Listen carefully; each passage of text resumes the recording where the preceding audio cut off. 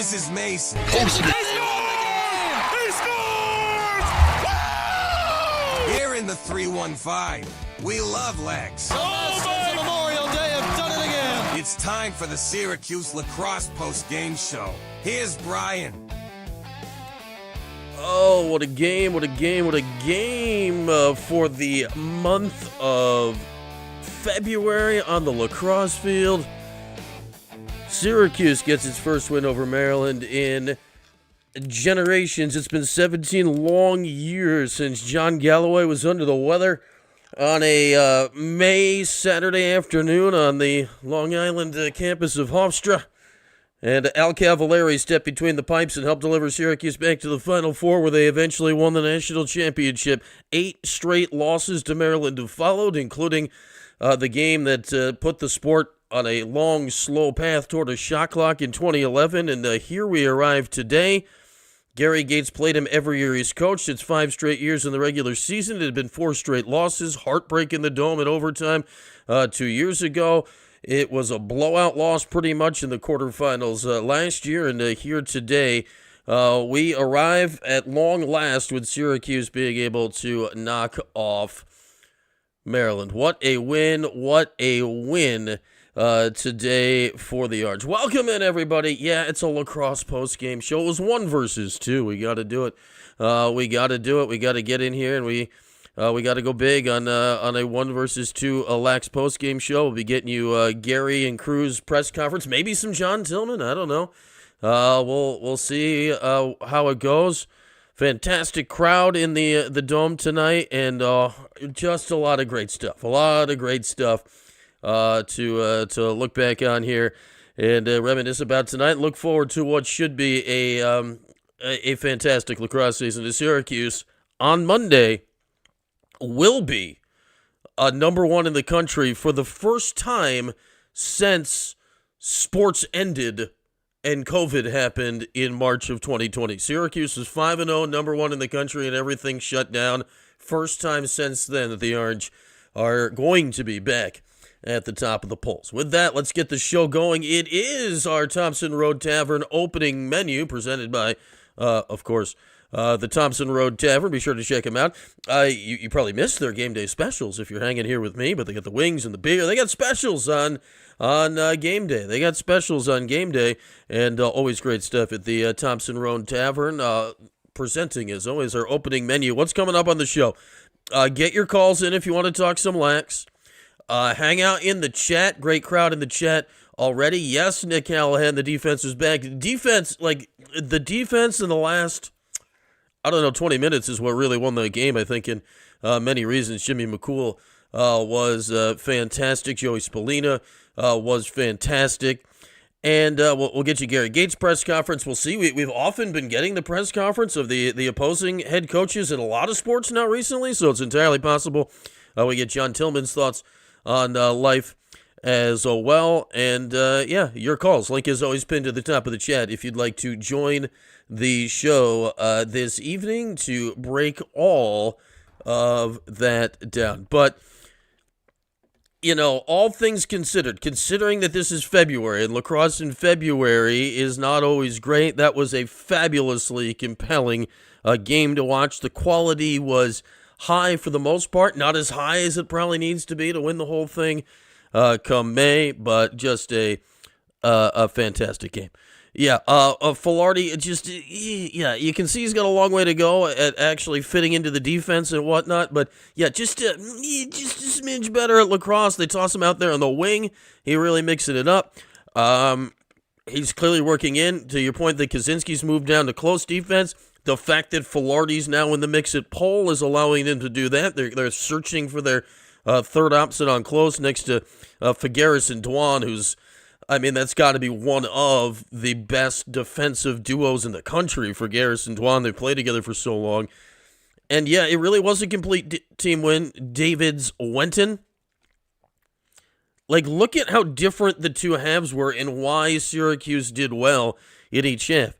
First half, John Mullen dominated the dot. Dominated faceoff. Syracuse dominated possession. They built the lead, and they had the lead at halftime.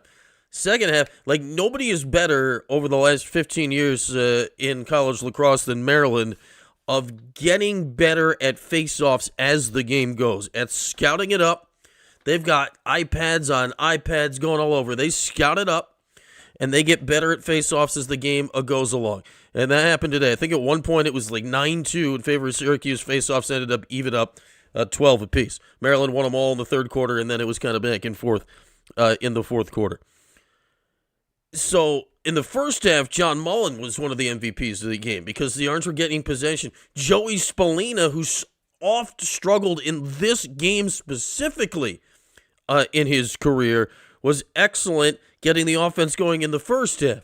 Randy, to your point, Wyatt Hoddle was great early. Wyatt Hoddle's been fantastic all season. He has been in many ways the unsung, like, you know Spallina's going to be there. You know Michael Leo's going to be there. You know Luke Rowe is going to be there, even though he didn't score tonight.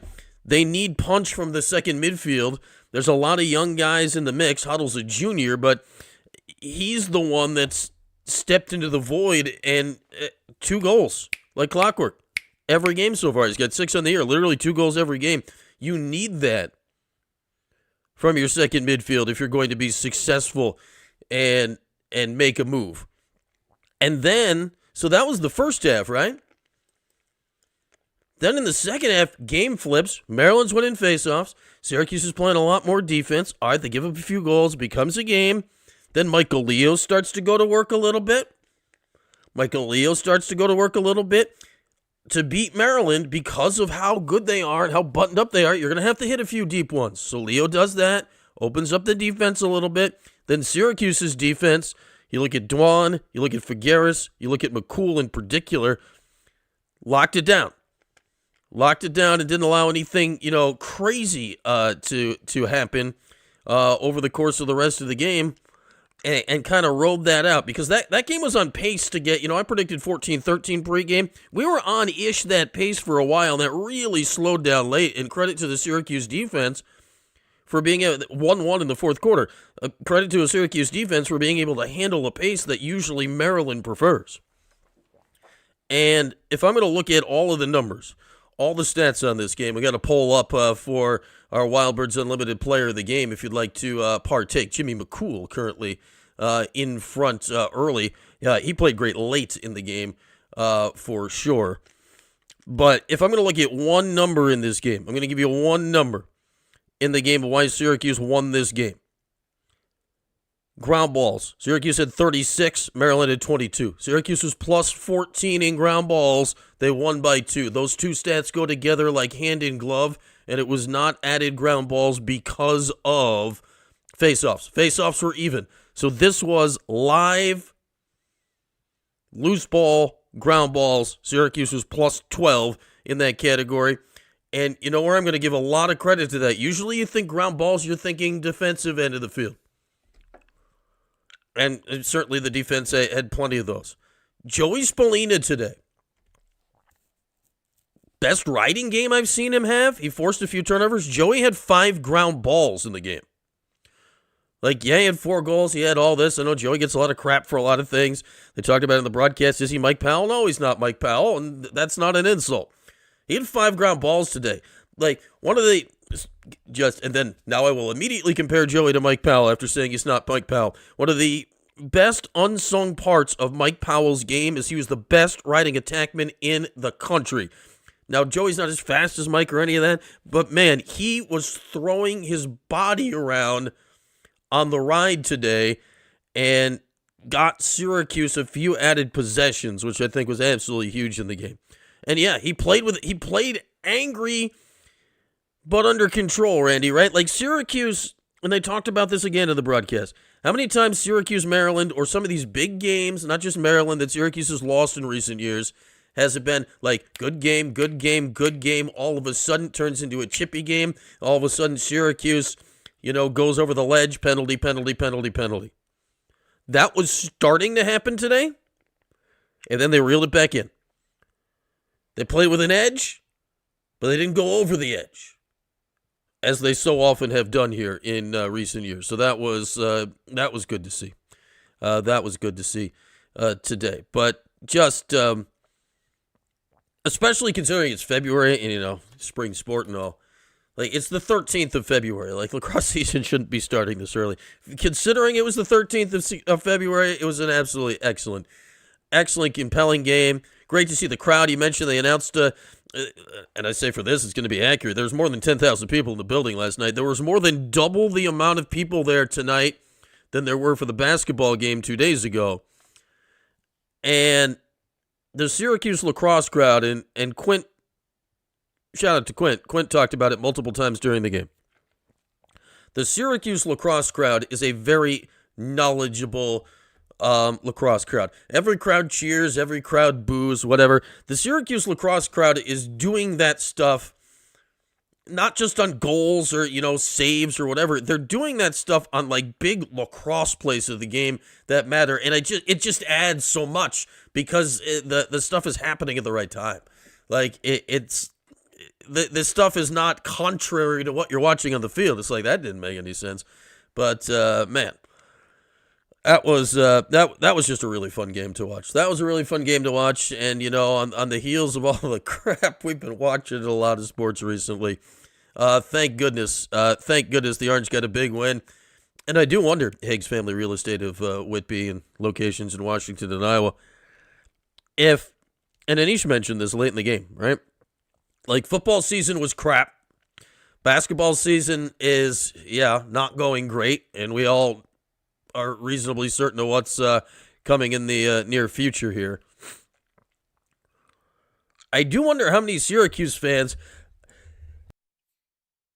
That sneeze snuck up on me. That was aggressive.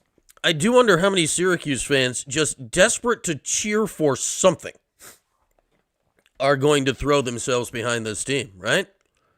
It's always been Syracuse has had, and this hasn't changed over the years. Syracuse had the best lacrosse fans and the most lacrosse fans and the biggest group of lacrosse fans and the most traveled lacrosse fans, in many ways the most obnoxious lacrosse fans. They are the most in everything about lacrosse fandom in the country, and they have been for 3-4 decades at this point.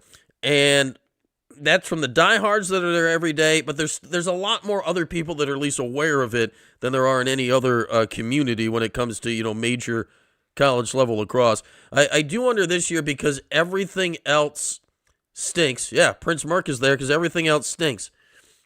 Like, how many people that dip their toe in the water every now and again in lacrosse, like, hey, it's Friday night, 6:00, 1 versus 2, let's pop it on, right? And then, Prince Mark, I imagine this, like, you watch this game tonight, you're going to watch other games, right? Like, you don't watch this game and you're like, all right, I'm good. Their schedule's crazy. Like, it's not like this game and, nothing interesting is going to happen until May. No, like, it's like every week they're playing games. Every games. Yeah. Good to see. Good to see. Your neighbors went tonight and they loved it? Yeah, I'll say, like, if you go to a game like that, you're going to have a good time. Like, it's a good time. Like, it's a really good time. Yeah, and it's sad. You're right. Younger generation doesn't remember the glory of the Orange. It's unfortunately true. I mean, until last year, they haven't been to a Final Four since 2013. So you got a 12-year gap in that. They haven't won a title since 2009. So you can legitimately, at this point, we know how it perpetuates in youth sports around here.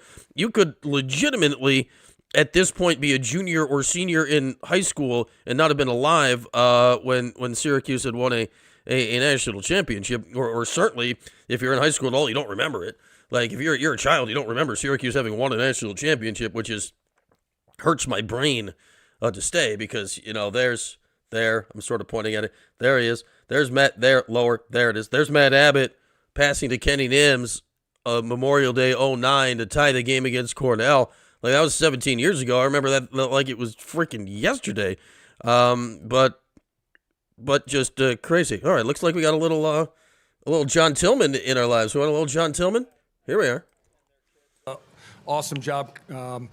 Great environment tonight. The fans in upstate New York are fantastic. We have great fans of our own, but expected a big showing, and at the fans, the environment was terrific. So just a great experience for our guys. To come up here and obviously play the #1 team in the country, we knew it would be a challenge, big crowd, and I'm proud of our guys. Definitely would like to have executed some things better, but man, with so many new guys, to be basically right there with the #1 team in the country, like I really like where this team could go. Obviously disappointed for our guys that we didn't win, but to me, there's a lot of optimism seeing how this is February 13th. So a lot more in front of us, a lot of things to work on, but a great group to work with. And again, I'm excited about the future. A point of order, John. You were the #1 team in the country coming into the game. Syracuse will now be the #1 team in the country. Let's not Maryland be playing the role of underdogs. I think they did a really good job, of just kind of putting guys in spots where they did some isolations, which we kind of expected, and they hit some really good shots. Then, when they hit those shots, you got some decisions to make, defensively.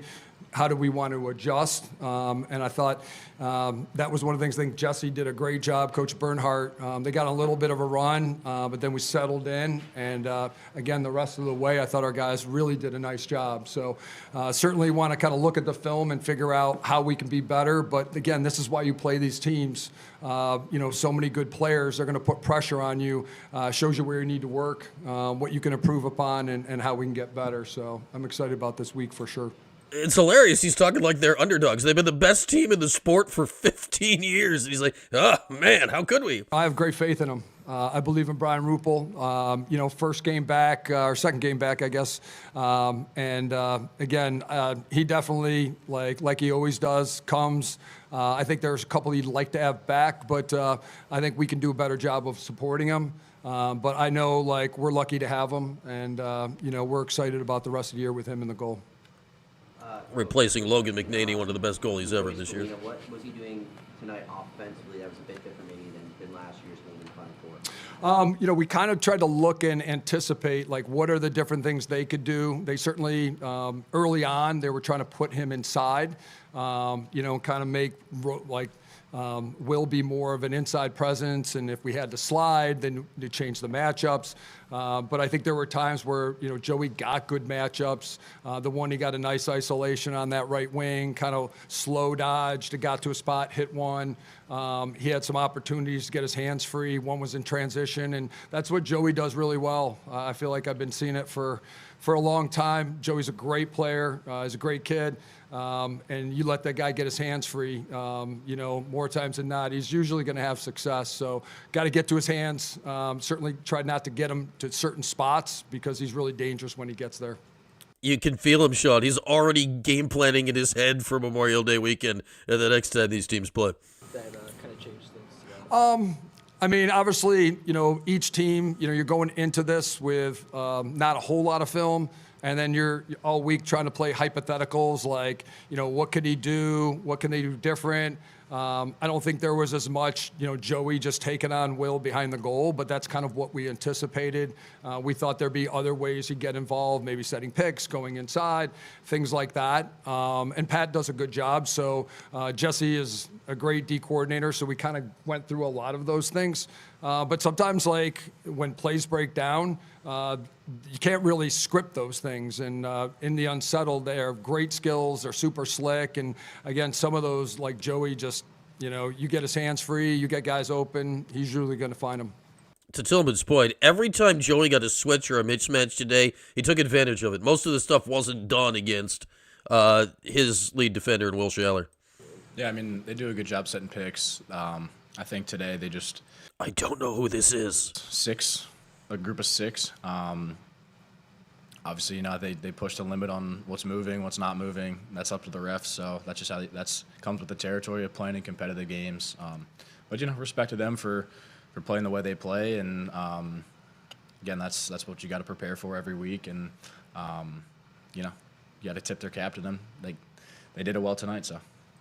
Maryland players complaining about moving screens after losing in the Dome. Today, what makes them a tough assignment, and how did you kind of deal with that? I guess this is Will Schaller. Game planning, and how did that play out? Sure. Every week a lot of our process is the scouting. That's kind of how we've always done things. I think tonight, again, I never try to look at it as like one singular matchup. There's 6 of us versus 6 of them, 7 if you count our goalie, obviously. But again, I try not to make too much of the singular matchup. That's not how I roll, and again, that's obviously not how they roll tonight. You see scoring across the board for them. So again, just better next week, right? To rephrase, he had 4. They were not on me. That started up with important goal late, 2 goals. How would you assess his night and just the offense? Yeah, not our best night. Again, I always try to tip my hat to the opponent with what they do. I thought those guys did a nice job. I thought Jimmy played well in the goal. Definitely need to play cleaner. We had some sloppy turnovers that, early season-wise, certainly got to kind of get more buttoned up there, get guys more comfortable. We've had some guys in and out of the lineup the preseason, so definitely the continuity's not quite there yet. And we just have so many new parts out there. You got Johnny Gardner. Obviously, you got Higgs, who hasn't played a whole lot. Spence, it's new for him. Chris just got here this year. Obviously, Leo as well. So you got a lot of guys that this is their first time playing for Maryland Lacrosse in an away game like this. So I just like the fact that, we got down. We knew they would come out hot. The crowd would be great. And just the way our guys battled and just stuck together and fought. And we had plenty of chances late. We just couldn't get over the top. But I think there's so much that we can clean up and just get better at. The face-offs didn't go well early, but I give Coach Obransky credit. And obviously Henry and Jonah, we battled and just got better and better as the game went on. So, again, coming up here, you're playing obviously the most talented team, if not the most talented one of them, and the number 1 team. I just think, man, there's a lot that we can take from this and try to get better from. I'm not one of those doom and gloom guys. It's February 13th, win or lose. We're staring down Princeton, who's an elite team next week as well. So we got a lot of work to do, but we got a great group that, again, a lot of potential is if this is the best team out there. John, you were the number 1 team in the country coming, while the game happened today. It was 1 versus 2. You were number 1. For us, just, the first game was in a monsoon, so I think both teams struggled in that game. The second game, if you had told me we'd be up 8-2 at halftime, I'd say probably kind of crazy. And then in the second half, we're up 5 or 6 goals in a semifinal. They went zone, and it's almost like being up 2-3 touchdowns with 8 minutes left. You're not going 4 wide and throwing the ball deep. You got to kind of maximize your possessions and then realize you got another game in 48 hours. So that game was a little bit weird in that we were fine just kind of playing the possession battle, realizing that if we can save our guys' legs, good things will happen. So not as much zone tonight. We did practice for it. We did kind of anticipate they would make the close defense change. We kind of looked at matchups and thought that would happen. And I thought their short sticks did a good job. John always has them super organized. So, again, a lot that we can learn from this for sure. And Jimmy did a good job. He had made some key saves for him. But I was really excited for some of our guys. Elijah, obviously a great coming out party for him. He goes from the second midfield to now he's on the first midfield. Obviously losing guys like Keegs last year and some of the guys that we had. Now those guys need to step up, and I'm confident those guys will just get better. No, Pastor Tim. We got beef with Tillman going back to the 2011 quarters for that BS game they played. So anytime Tillman says something like this, we take it to him. Yeah. He was like, I hope I never see you guys again this year. And it's kind of it's a nice compliment on both sides. But, listen, the way you kind of have to look at that is, right, you respect them, so it's not so much if we played them again, we'd win. It'd be more like, if we played again, they're really good. That means that this is a late season matchup. That means both teams are kind of at a spot where they'd probably want to be. And that's how much respect I have for them, right? We're not playing them in the open round of the tournament. So I think there's so much road in front of both of us. We have so many challenges. Both teams are going to go through some injuries. And then it's all about who gets better. You're trying to stack wins while you get better. This would have been a great one.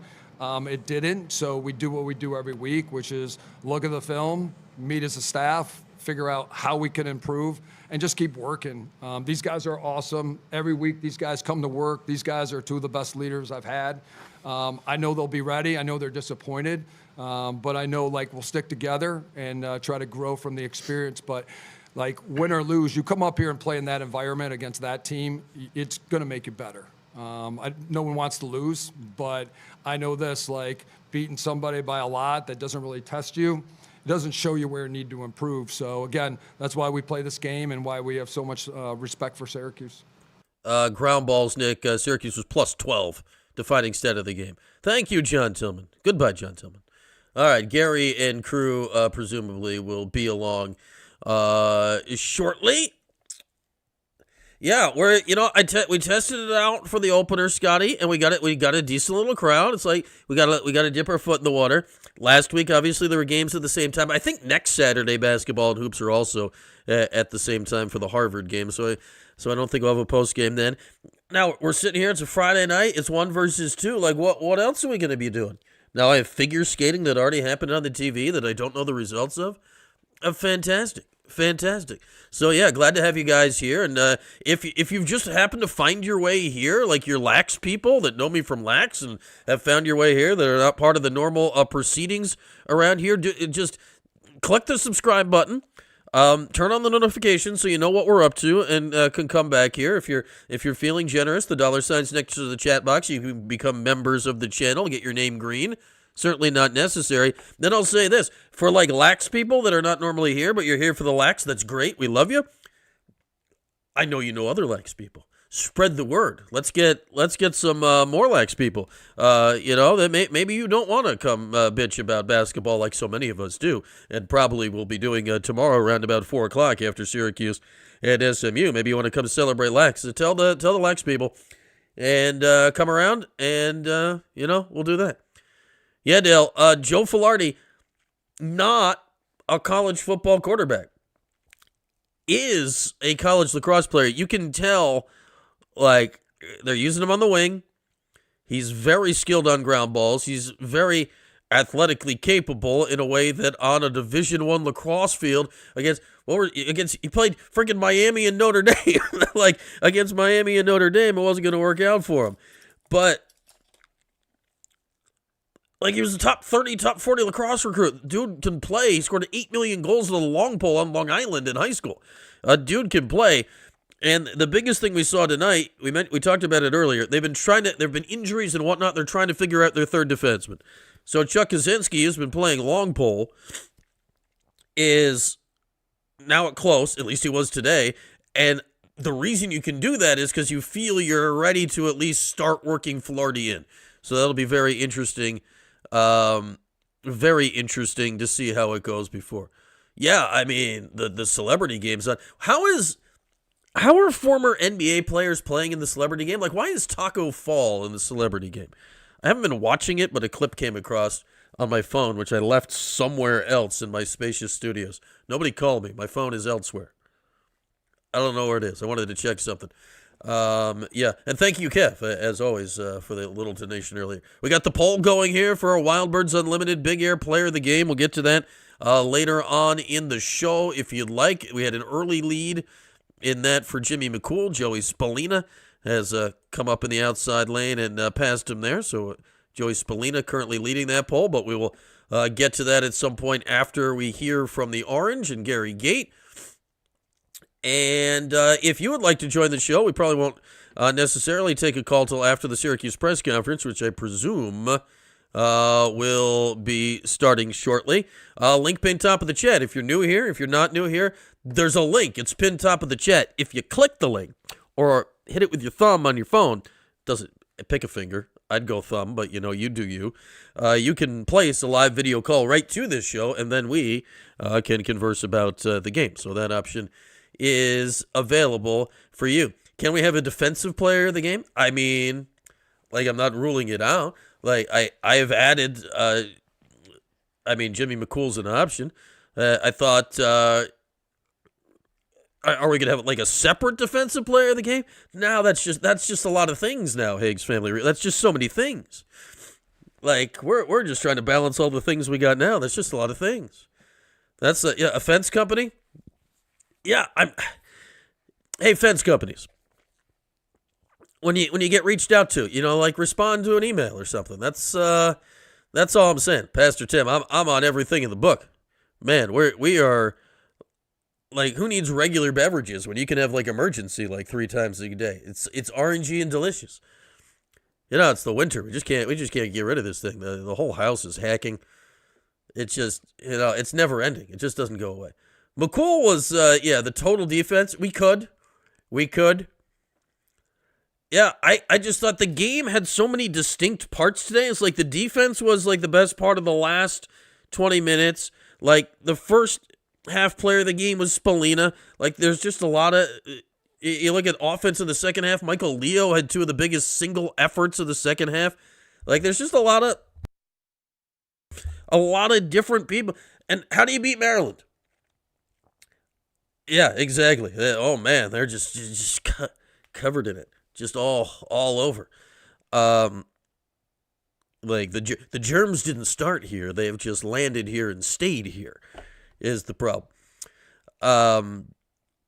But if you want to beat Maryland, and this is not about winning a big game. It is a big game thing, but like Maryland specifically, Maryland is so buttoned up, and as annoying as John Tillman can be, he's a fantastic coach, and he's actually a nice person, but it's just, I go back to that freaking 2011 game and how he ruined the sport for a decade, and it's still frustrating, and we don't like him. But he's a perfectly fine human. And he's a great lacrosse coach. And to beat Maryland, you got to be buttoned up in everything you do. You're not going to beat this Maryland team by, say, Joey Spallina or pick your star coming in and dusting them for like 6 goals and 3 assists and just dominating the game that way. They will adjust, and they will not allow you to do that. And look what happened today. Like, Joey had the 4 goals and didn't really do much late because Maryland's not letting him, so other guys had to come do things. And that's the great give and take in this game. Like, the short stick D-middies played well. The wings on faceoff stepped up in the second half once they started getting really physical with Mullen. Spallina was there. They kept talking about Finn Thompson. He didn't really score, right? But he was setting screens all over the place. Different midfield guys contributed. Figueres and Dwan were excellent. Kaczynski was battling. Like, he had a tough matchup, but he was battling. Like, everybody did some stuff. Like, Syracuse gave the ball away and then got it back quickly on a ride a few times. Spallina did that himself. Like, I look at a game like this, and you can pick out, I mean, I don't know how many things I just named. That's like 8 different things that legitimately contributed to winning the games. The ground ball numbers. Syracuse plus 12 ground balls in this game. That's effort. Ground balls are effort in lacrosse, especially live ball ground balls. Like, set face-off ground balls aside, and face-offs were even today. Ground balls are effort. Yeah, is that Jake Spallina that's playing a lot of short stick? Yeah, ground balls are effort. You're not going to beat Maryland unless you're even or above them in effort. Then I go mid-third quarter. Maryland's doing Maryland things. They're chipping away. We've all watched this game before, right? I don't know about you. Like, I've seen Maryland. I'm getting real worried that this is about to go like a lot of other Syracuse-Maryland games have gone. Couple of penalties. It felt like it's getting physical. Maryland's always doing that little stuff, and Syracuse has reacted very poorly to it in recent years, gone over the top and gotten the big penalties, the minute penalties. Today, they were able to back off in a way, and it worked. Thank you, Pastor Tim. Thank you, Pastor Tim. Aggressive with the capital letters, but yeah. Shout out to Gary. Shout out to John O'Derna, mentioned by John Tillman in his press conference. Where is Gary? Gary's never on time for anything. Like, I thought, that was a long press conference by Maryland. I thought we could get some Gary Gait in our lives by now. I'm just staring at an empty podium waiting for Gary Gait and some players to file in. Somebody file in. Let's hear Gary Gait say generally nothing, but just be pleasant about it. What he does. We want Gary. Come on, Gary. Let's get a move on with it. We're fast clicking toward 9 o'clock. Yeah, like, it wasn't a game, Scotty. This is not like, oh man, this was X's game. We're gonna remember this as the big game. Bye. No, and sometimes you want that. Sometimes you need that. Like, think back to the quarterfinals last year. That was Joey Spallina having a legacy kind of game, right? against Princeton. Today he was great. He had 4 goals. He was great. He'll probably end up being our player of the game, assuming I go with the poll and don't go rogue. But a little bit. Late in the game, it's defense. And Jimmy McCool, I think Jimmy's been really, really good this year. Jimmy looks so calm. He looks so calm out there. And, his final numbers today aren't, they're whatever. He gave up 9. He stopped 9. Like, they're not good, bad, or otherwise, but he was just a rock back there. Just an absolute rock. He's calm, and he just keeps it moving. I think he's a pretty good communicator in the goal. Yeah, it's just what you need. Yeah, Finn hasn't been putting up a lot of numbers this year. Did Finn have any points today? Finn had 1 assist today. The good thing about Finn is that, and Kark said this a lot during the game, that even when he is not scoring, he's not involved because he is screening, he's passing, he's everything we talk about. That here's what Finn Thompson does on offense. Everything the Syracuse basketball team doesn't do, Finn Thompson does do. So maybe Finn should go on the basketball team. Hey, look, it's Jordan Capozzi, everybody. Syracuse won the game, Jordan Capozzi. I hope you had a lovely dinner here on this Friday evening. Hope you had a lovely dinner. Yeah, I thought we might get a little more from Bear Anderson tonight. His 1 goal was really nice. He had a couple other looks. Missed last week 6. The amount of time I have spent in my life waiting for Gary Gait, it's just shocking amount of time. Waiting for Gary Gait. He'll be along at some point. He'll be along. They might be visualizing something in the postgame locker room. They won. Oh, what else do you want to know? They had more goals than Maryland. To quote noted lacrosse savant Kyle Federley. They played well. It was a very good game. The 30-second, Jordan wants the 30-second recap. I've been giving a 30-minute recap. Jordan wants the 30-second recap. Well, the game started. Johnny Mullen was great early. Joey Spallina had a great first half. Maryland came back in the third quarter. The Syracuse defense locked down. Michael Leo had a few big goals. And Jimmy McCool played great down the stretch. And Syracuse crushed him on ground balls. Period. The end. That was that, Jordan. That was less than 30. That was only like 15, but I think we accomplished it. I feel good about that recap. I feel good about it. Jordan didn't let the power go out, Tim. Jordan turned the power out. Yeah. Jordan went. Gary's eating a spaghetti bolognese in the locker room. Just what? Where was I supposed to be? Gary's a trip, man. Gary's always got something going on. Did I have to get... you have to get used to it, Randy, but I worked with Kyle for 18 years, 19 years, so I was used to it for a while. You develop a little hitch in your goal call, because you gotta hit the goal and then hitch. You gotta work the hitch to allow the woo.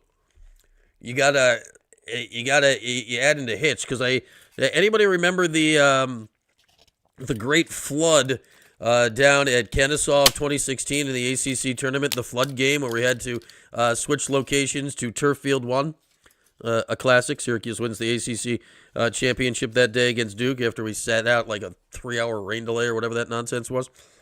So, I go over to the other field, we're scrambling, trying to get the last few minutes of the game on, trying to figure it out. So basically, I end up doing it on a phone from the other field. No Kyle, but if you go back to listen to all the calls there with no Kyle from down the stretch, there's a pause where the woo would be in every call, because it's a built-in hitch to the play-by-play call. But yeah, no, you can't be used. And also, having worked for Kyle as long as I did, Kyle did not used to woo literally every goal. He'd woo the big plays, then it became a thing, and he'd woo everything. Knowing Kyle, he's probably still ruminating on something. I doubt their post-game show's over yet. But he'll be wooing on the drive home. God bless Kyle. In his retirement from his day job. Hey, people are coming to the podium. People are coming to the podium. We have things that look like something. Here's Syracuse Lacrosse players. We're zooming in on the microphone. That is Gary Gait. He looks pleased. Gary. All right, we are joined now by Syracuse head coach Gary Gait. Got Joey Spallina, Chuck Kaczynski, Michael Leo. Joey Spallina, Chuck Kaczynski, Michael Leo, the three players there. Yeah, fun day. You know, there's no other place in the world you can go to a game in February and have 10,000 people screaming and yelling and cheering. This is the greatest place to play lacrosse. There's no question about that. Facts. Just incredibly proud Preach. of the team effort, top to bottom, coaching staff. Everybody went to work this week and did what they needed to do to get better and win the week. And they did it all. And they came to game day today prepared, ready to execute. And, you know, Maryland team is known for out-executing pretty much everybody. I think we won that battle today. So I'm very proud of the coaches, the players, everybody, and getting that done. And great win for Syracuse Lacrosse. There you go, Jordan. Gary just gave you the 30-second recap. Joey, just what was the plan coming in to get Schaller off your back and just all the pick plays and everything that ended up happening to free you up for 4 goals? Yeah, you know, at least for me specifically, you know, I think the game I watched the most was the Cornell championship game last year, right? And, you know, CJ Kurse is a great player. I don't dodge like him, but I just saw kind of what he was doing off the ball and how he kept getting, right, other players, right? He wasn't necessarily getting other short sticks, but, you know, he was, you know, getting their other poles. And Will, listen, he's a great defender, probably the best defender in the country, so, right? So, you know, it wouldn't be smart and advantageous for us. That's a pretty good SAT word, by the way. But it just wouldn't be smart, right, if we go out their top cover guy every dodge, every time, right? They probably plan for that, right? I don't think teams go into games thinking we're going to dodge Riley, you know, the entire game, right? It's just not what you would do. Right? But, you know, I think our plan is, you know, to just do what coach is asking us. And, you know, if that means, you know, playing off the ball to start possessions, you know, where they have to slide and then now I'm on a different player, then, you know, that's what I'll do. At the end of the day, I'm doing whatever I have to do to win the game. And if that's me sitting on the crease and shooting the ball, I'm all for it, right? Just whatever we can do to win the game. Joey took advantage of those switches, and whenever they forced that stuff, a comically high percentage of the time. I guess 5 under you against Maryland, and then also, do you feel like a weight off this team's shoulders in terms of getting over that hump as well? No, not really. No weight. You know, it's February. It's the 3rd game of the year, but it was a nice step. You know, to be able, and to be honest, we just executed better. You know, to get past them. You know, the past games play a certain way and do certain stuff, and they all did it. And when we didn't make a play on O, the defense stepped up, got us the ball back. We get scored on the DM, we come back, we score on the O end. So it was just a great team effort, and you know, on to the next one. When the rankings come out, Gary's so calm about it all. It's just who he is. is there anything different about, I guess, being the top team and having teams? Means nothing. All the rankings mean nothing. Sorry to interrupt, Coach, but I assume you're going to say that too. He's pretty. He knows me pretty well. Yeah, it's February. It doesn't mean anything. The goal is always to win the last game of the year, and that, you know, isn't lost over a big win. Big loss either, right? If it had gone the other way, we would have refocused like we did last year when we had a couple losses. We buckled down and we went to work and we did what we needed to do to get back into championship weekend. So, you know, we're focused on winning the day, winning the week, and it all starts again for us Monday. They can all say it means nothing, and maybe internally it doesn't. It means something to all of us. It does mean something for Syracuse to be number 1. I picked up 5 ground balls. It's got to be the most that I've had in the game. But, you know, it's just making the play that's in front of me, right? Not trying to do too much, right? Whether that's, dodging really hard to my spot and then kicking the ball forward, so then the guys on the backside, can, get some space to dodge, just doing whatever I got to do, right? Whether it's, like I said, starting off the ball and, kind of occupying my guy, trying to occupy somebody else. Just doing whatever I have to do so we can win the game, so. The Ultimate Warrior is jealous of that eye black. I believe Chuck Kaczynski is next to him, Johnny. Going into the road stretch you guys have coming up. Well, I think that's going to be the real test for us, to get out on the road, not be in front of 10,000 people on a cold winter day. It's now being outside on a cold winter day and trying to execute at the same level. So we'll put in the work this week. It looks like a decent week. Maybe we'll get outside, prep, but it was good. I don't know. Yeah, I mean, we go through every day, right? Just trying to win the day, right? So I don't think anything changes, right? I think we'd be saying the same stuff if we lost, right? I don't think you win or lose national championships in February, right? So I think it's just, winning Monday and just attacking the day from there, so. Look out Monday. Joey Spallina's coming for you. Try, man. Just how advantageous is it for when It's a pretty good John is that dominant in the first half, just to play, make it, take it, and let you guys get on rhythm early to separate a little bit? Yeah, I mean, Johnny's awesome. We're fully confident in him. But yeah, when we score and we get it back, it just gives our offense another chance to go put one in the back of the net. Just whenever he gets us the ball, we love playing with each other. So all credit to Johnny when we score goals. Yeah, to add to that, right? When there's 10,000 people here and you score a goal and then you win the next draw, it's kind of just like a compounding effect. And, when you can stack 2 or 3 goals and this place is going crazy, it's a pretty tough thing to kind of overcome. And, I think we did that today 2 or 3 times. And, Johnny's a beast, so. He also has a sick half tattoo, if you've seen it. It is that. We've seen that. It's aggressive. Chuck, what Do we think Spallina and Leo used an entire stick of eye black between the two of them? I think we went in talking about our Notre Dame game last year. Everybody was saying we were super aggressive, super physical, and we just want to make that our brand of lacrosse. Get out on them early, show that we're not going to give them any space, press them, make them really beat us by running around, and I think we brought that today. Just chasing around the whole time, even in the first quarter, just got out on them, pressed them, and really made them work for all their goals. Gary, just what was the thought process to put Chuck down there and Gardner and Cincinnati?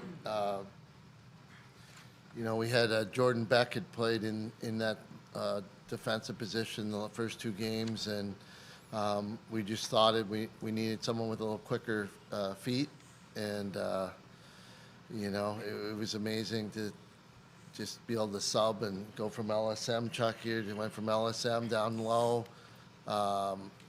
and did a hell of a job for us. And Jordan Beck, great teammate, happy for him. He still played man down, shut out their man up, and that's what a great team does. When your name's called, you step up, and when it's not called, you're a great teammate and you support and you do whatever it takes. So. Love the culture of this group, and the way Chuck played today is just the way he plays every day. Full speed, hard hitting, tough kid. Yeah, Joey, describe your emotions. Yes, Ryan. Buy stock in eye black. I don't know who's making it, but buy the stock. When you get this big win. Yeah, like I've been saying, I think it's just the mindset of, to just do what I have to do to win and help the team win, whether that's, being a dodger or, being more of an off-ball guy and, just doing whatever I can do, to just help our offense do what they're supposed to do. And, my mindset really doesn't change, doesn't matter who we're playing, right? I'm going to play as hard as I can and, just make the play that's in front of me, so. He's got to get it working up over the forehead, too, just for the hell of it. At the end that you did not feel like that was your best game. You don't need that much eye black for the lights, right? A little dab will do you. Well, I think that's really this group wants to be best team they can be, and execute at the highest level possible. And there was a lot of mistakes out there, right? So I know they can play better, and they know they can play better, but we got to focus on us and what we do every day. And that's kind of been the message all year, is that, you know, we did well last year, but if you want to get better, you got to really focus and you got to work at it every single day. And you can't sit back and pat yourself on the back and say, oh yeah, great win, great day today, and take a day off the next day. So, like I said, these guys are driven. They got great team culture going, and just proud to be their coach right now.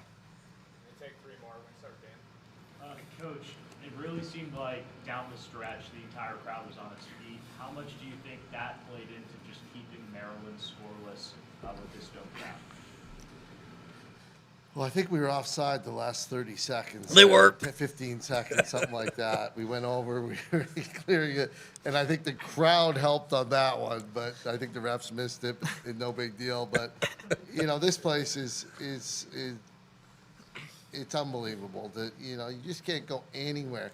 You watch all these games on TV as we do. We watch all the other, everything's online now. You're not seeing anything like that, especially in February, nothing. You know, so it's really unique, and that crowd always helps, and I appreciate it every time I step in the dome and get the opportunity to coach in front of them. You know, we're giving it our best effort every time for the fans. You're also not seeing anything like that in March, April, or May anywhere else. It is uniquely unique in the sport.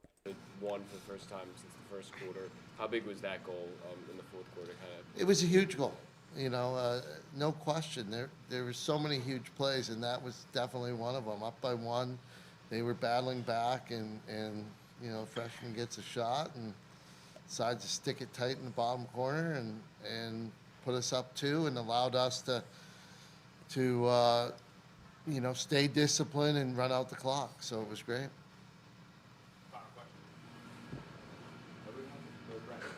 You guys said, and anybody can jump in on this, national championships are not won in February, they're won in May, but you can get a monkey off your back in February. Just how does that feel that things are even now with this team? I don't think it's even. They've been beating us up for the past couple years, right? But as of right now, this game is behind us, and you know, we're excited to play a very good Harvard team, which is at Harvard. You know, so it's not an easy place to play, and it's our first away game. You know, so I think we're just excited just to go play someone else. So.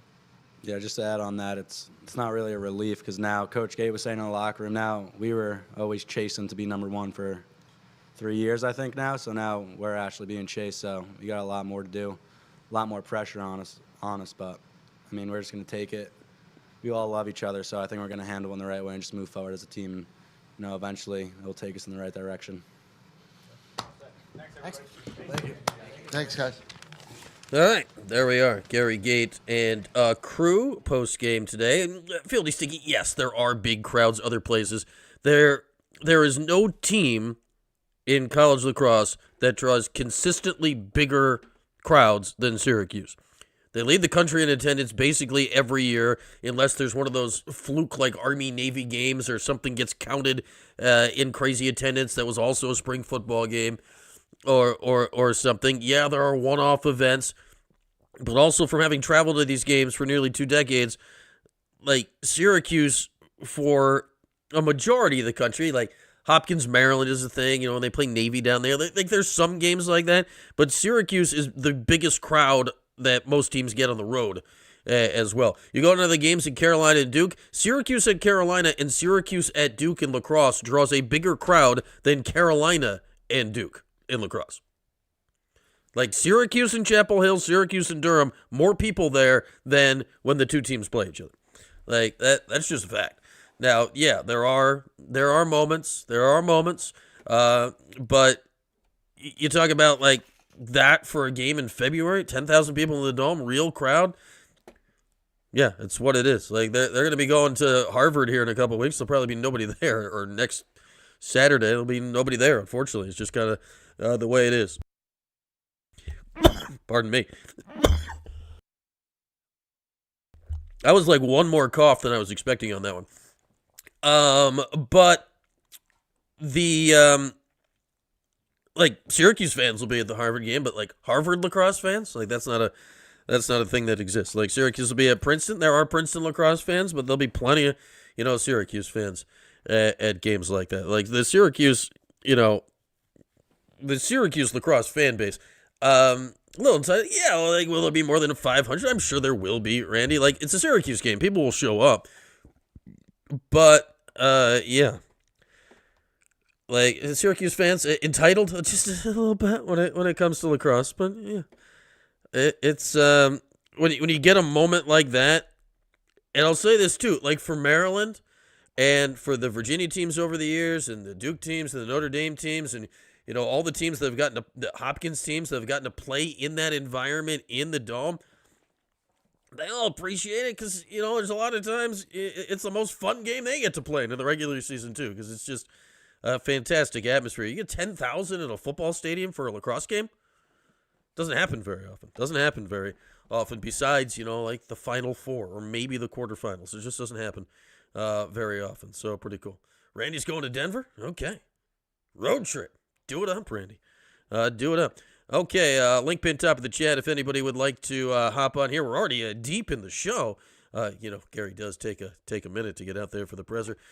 We should do here our Wild Birds Unlimited Big Air Player of the Game as we will stare into the darkness of night of the backyard at the bird feeder. Man, we had some Northern Cardinals feasting out there today. The Northern Cardinals are back with a fury. Or there's just one Northern Cardinal that eats a lot. I don't know. Like, you only ever see one at a time. I have no idea. But either way, they were enjoying the chow out at the backyard bird camp earlier today. It was one time I got the notification on my phone. I was literally next to the window. I looked up. Oh, look at that. There's the bird. I don't even need to look on that. I can see the bird. Right there. All right, Wild Birds Unlimited Big Air Player of the Game. Let's check the poll results. We'll end the poll. How about that? The poll results here. Other got 7% of the vote. So I don't know who that was for. Wyatt Huddle got 12% of the vote. Wyatt was excellent. Wyatt's been excellent. You need, like, if you're going to win a national championship, you need a guy or two that's not on the first midfield line that's going to give you something. Wyatt's been the guy so far this year. I thought Jimmy McCool was great again today. I think Jimmy's been great all season. He got 22% of the vote, but our Wild Birds Unlimited Big Air Player of the Game for the second straight game is one Joey Spallina.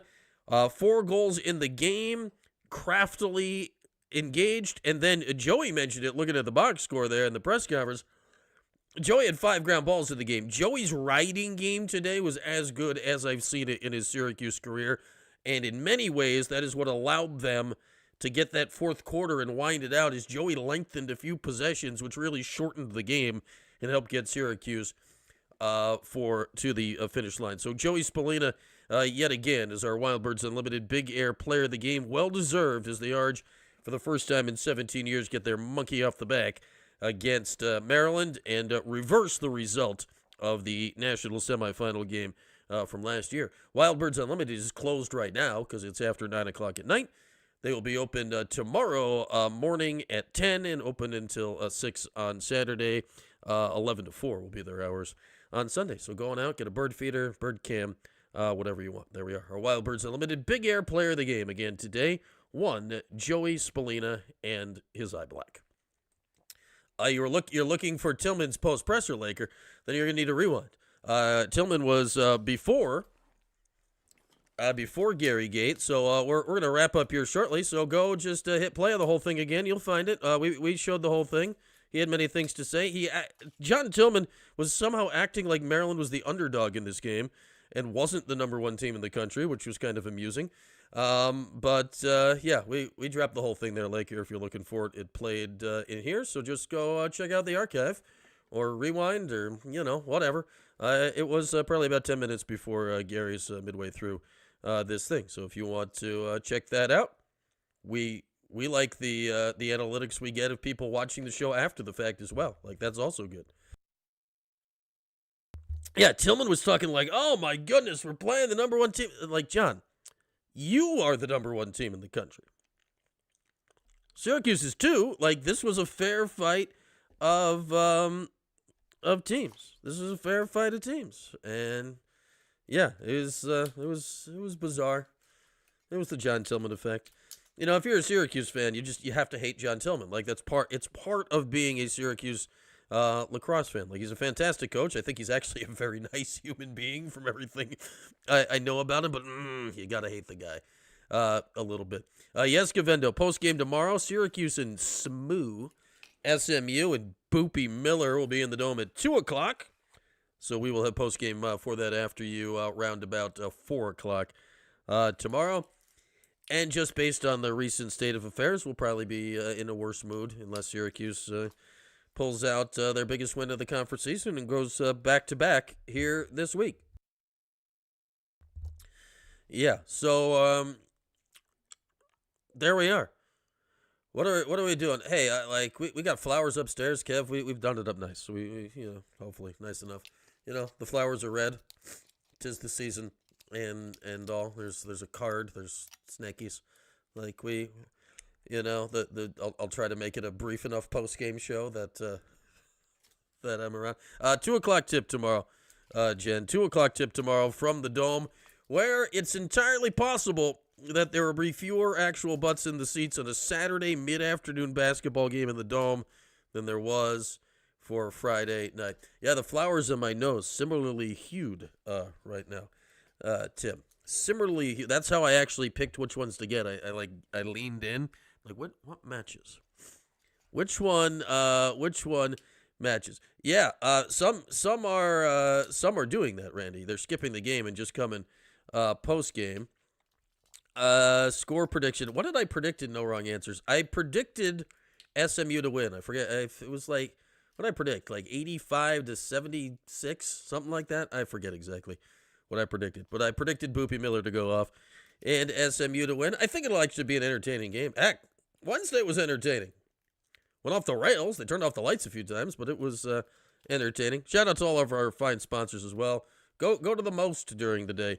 Tomorrow. Buy something from Simply Sweet Sisters. Go check out our friends at the Thompson Road Tavern. And as always, just get into bird watching with our friends at Wild Birds Unlimited. Fantastic crowd here tonight for Lax Post Game. Stay tuned to other shows, social media, and whatnot for our next Lax Post Game. I got to look at schedules. I think next Saturday's Lax game is at the same time as the basketball game. Then they're like Friday, Sunday the week after. Gary has put together just a bizarrely wild schedule. So stay tuned, and we'll let you know when and where we'll be doing this again, but we will certainly be doing this again. So, for that, thanks for hanging out tonight, everybody. Enjoy the rest of your evening. Enjoy your day tomorrow, and we will see you right here tomorrow night after the basketball game. Thanks for watching the 315 with Brian Higgins. Don't forget to like, subscribe, and turn your notifications on. We'll see you next time.